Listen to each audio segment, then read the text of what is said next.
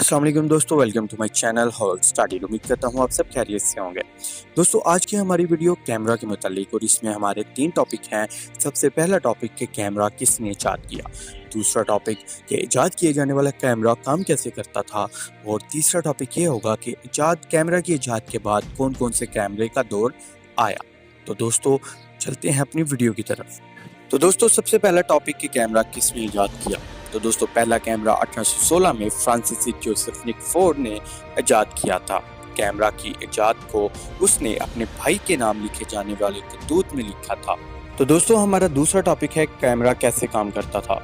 दोस्तों इस सादा कैमरे में सिल्वर क्लोराइड के साथ लेप्त कागज का इस्तेमाल किया जाता था जो तस्वीर की मनफी शक्ल बनाता था और ब्लैक एंड वाइट तस्वीर खींचता था। सिल्वर क्लोराइड के काम करने के तरीके की वजह से ये तस्वीर मुश्किल नहीं होती थी।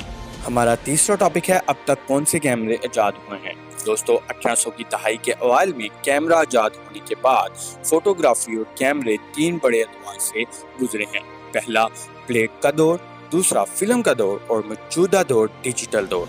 तो दोस्तों ये थी हमारी आज की वीडियो। उम्मीद करता हूँ आपको पसंद आई होगी। तो मिलते हैं हम अपनी अगली वीडियो में। अपना ख्याल रखिएगा। अल्लाह हाफिज़।